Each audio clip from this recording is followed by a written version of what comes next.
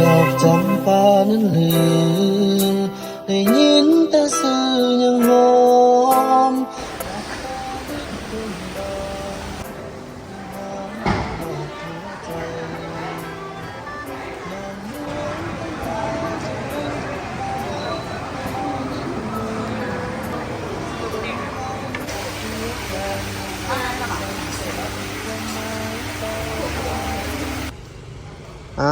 พาท่านผู้ชมมาเปลี่ยนบรรยากาศ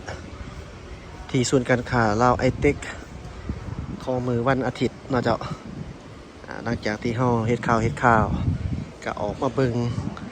อยู่จุดนอกแน่เปลี่ยนบรรยากาศ อย่าท่านผู้ชมเบื่อเบิ่งบรรยากาศตามที่เฮาเห็นนํกันเจ้าท่านผู้ชมรถหลายนี่เฮาก็เป็นช่วงเช้าๆได้นี่ตอนเช้าเนาะรถหลายได้เด้นครวิ่งจันทน์เฮานี่ยานพาหนะนับมือนับเพิ่มขึ้นเนาะเจ้าจุดเขียนนี้ก็เป็นศูนย์ร่วมบอลช้อปปิ้งอีกบอลหนึ่งของนครวิ่งจันทน์เนาะบอกว่าจะเป็นทางบิ๊กซีใหญ่นี่ตึกบิ๊กซีใหญ่ที่เห็นอยู่ตอนนี้เนาะตึกบิ๊กซีใหญ่แล้วก็มีห้องหอห้องแฮม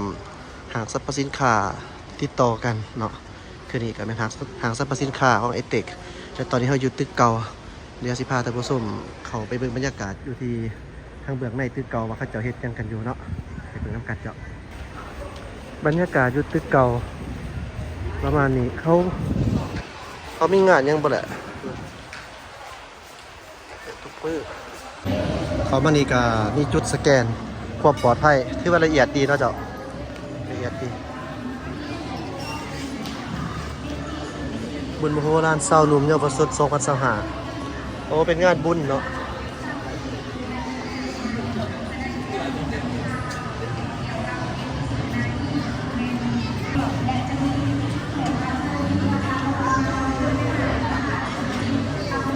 เป็นการแสดงสินค้าประเภทพวกเครื่องที่ลาวเฮาสามารถผลิตเองได้เนาะประมาณนี้ลาวเฮาสามารถผลิตเองได้โอเคเนาะพวกนี้เฮาก็มาส่งเสริมผลิตภัณฑ์สินค้าของคนลาวเฮา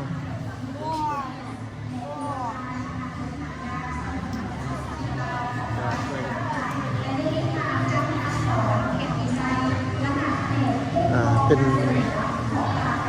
ลาวอินเตอร์คลินิก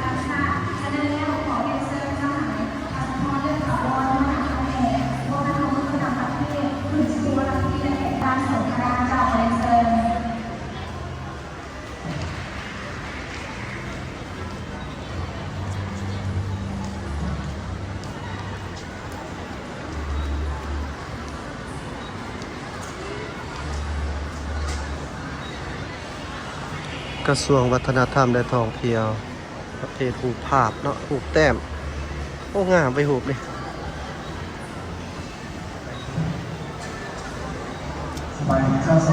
ไทยเด้อใบนี่งามเลยเนาะขายราคาเท่าไหร่เป็นบ้างขายบ่บ้างขายบ่ราคาเท่าไหร่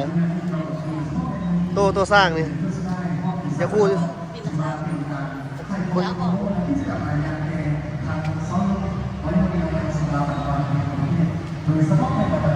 ปูแตบสีนี่นะสีน้ำมันเนาะนี่แหละ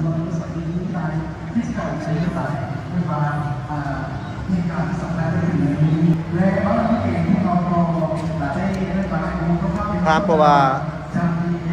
เผื่อมีคนสนใจอุดหนุนผมจังล้าน800,000เป็นปะเป็นถุงขนาดใหญ่รุ่นไหนเท่าไหร่สุดเท่าไหร่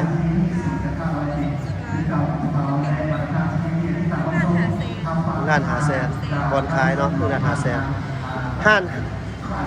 ถ้าว่าขายปกตินี่ห้านอยู่ไสมันจะผักเสริมสถาบันวิจิตรศิลป์บวกวิจิตรศิลป์ค่ะกระเป๋าอ๋บ่ได้มีเป็นห้านเนาะแต่ว่าสนใจได้สถาบันซื้อได้บ่บางเทื่อเพราะว่าเฮาโลกโซเชียลที่มีคนสนใจอาจจะไลค์กว่าผู้เว้าแม่นสามารถเข้าไปเบิ่งได้อยู่บนสถาบันวิจิตรศิลป์มีของบ้านแสดงสถาบันวิจิตรศิลป์เนาะเพิ่นจะไปขายสามารถซื้อได้อยู่ห้องบ้านแสดงวิจิตรศิลป์เจ้าอยู่แถวใดก็ห้องบ้านแสดงนี่อยู่พ้นปะเป้า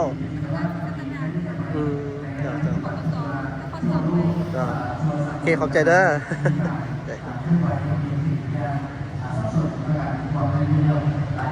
บดขาย1,500,000เนาะงามงามงาม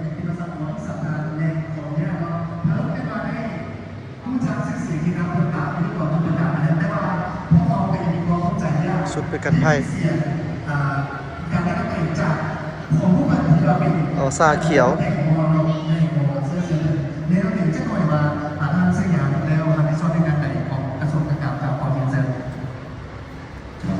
สบายดีตอนบ่ายมาทานข้าพเจ้าชื่อสมจิตขบุญเป็น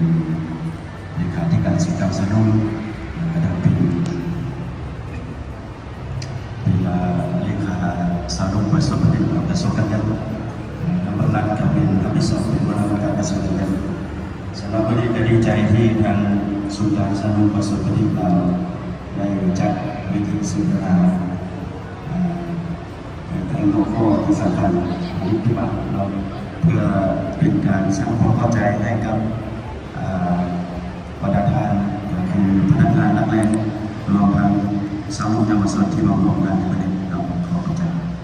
เจ้าขอบใจและที่พวกเราได้ทำเป็นเมนการได้นำตัวของทานสมจิตของคนเราซึ่งเป็นเค้กและเป็นการนำเงินทางที่มีบทบาทสูงต่อมีการพัฒนาสามุเยาวชนของเราในปัจจุบันและทางที่สองมาจากประสบในเจ้า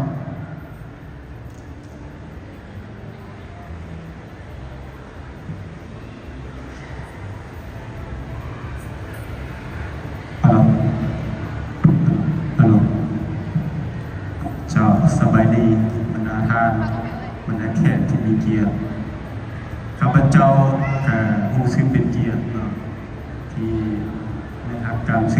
ชิญจากศูนย์การสอนให้มาคือข้าพเจ้าเองซื้อตัวแยกลิงไซเกอร์หัวหน้าแผนกนิติบัญญัติธุรการเลขาเซาคณะบริหารงานเซาของการศูนย์การทางซึ่งเป็นหนึ่งในองค์การจัดตั้งมหาชนที่ขึ้นเป็นของการชุมนุมมากนั้นแต่ถือว่าเป็นโอกาสดีที่การชุมนุมชาวกรุงในเสื่อมสิ่งของเราเจ้ามาสนทนาในเวทีสถานนี้ก็เวลาต่อไปมีอะไรจึงได้สนทนาขึ้นมาก็มีความสื่อเสียงเลยนะครับมีอะไรแสดงต่อไป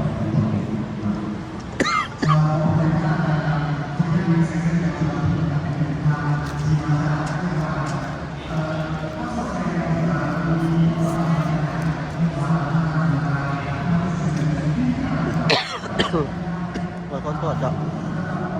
โอ้งามเนาะโอ้รู้สึกเจ็บคอ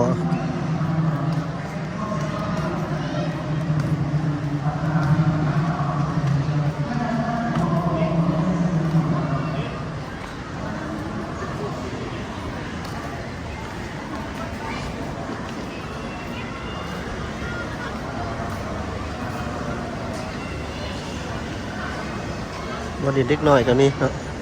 มีแต่ให้ภาพบรรยายซะจากท่านผู้ชมรู้สึกเจ็บคอเนี่ยจะเป็นเครื่องที่ลาวเราสามารถประดิษฐ์ได้เนาะถือว่าก็โอเคนะครับโอเคเนาะแบบว่าเป็นเอกลักษณ์และก็สินค้าเราก็ช่วยกันสนับสนุนแบบเศร้าลงโดยเฉพาะในบรรยากาศนี่แหละการส่งเสริมการผลิตภายในการชุมใจเครื่องผลิตภัณฑ์ต่างๆที่เป็นของภายในเรามีอันตรายเลยเช่นที่เขามีของใช้ไฟเขามีของที่กระดาษเจ้าหน้าที่พวกเขาที่เราเป็นนักสอนพวกเขาเราเป็นเจ้าหน้าที่แม่แง่โฆษณาและกับชุดยูส่งเสริมผลิตภัณฑ์ภายในเนาะการสนใจต่างๆเนาะเพื่อให้เขาเองมีความเข้มแข็งและกับความเลยต่อสินค้าต่างๆเนาะเจ้าเข้าใจแล้วทางจำจะสอนเป็นวิสัยเป็นกับเป็นอีกหนึ่งท่านที่มีประสบการณ์ในการทำมีบทบาทสำคัญต่อกับเรื่องการส่งเสริมสาวนุ่มใบหนุ่มนอเรียนเพียงผู้สกัดในการต่างอีกท่านหนึ่งประธานข้าพเจ้าได้นำพาประธานได้ทราบสิ่งที่งามและนำมาอาณาจักรของเราและการเป็นสถาบันของเราและก็เป็นที่ยอดของเรา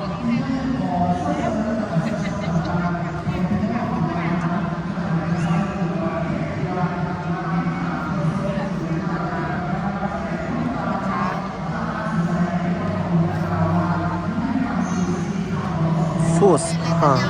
ไอเต็ก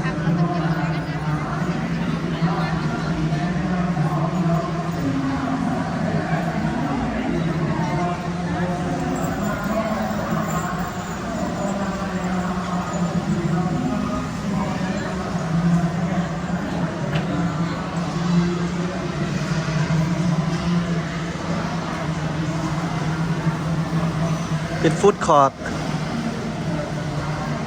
อยู่นี่จะมีส่วนอาหารพร้อม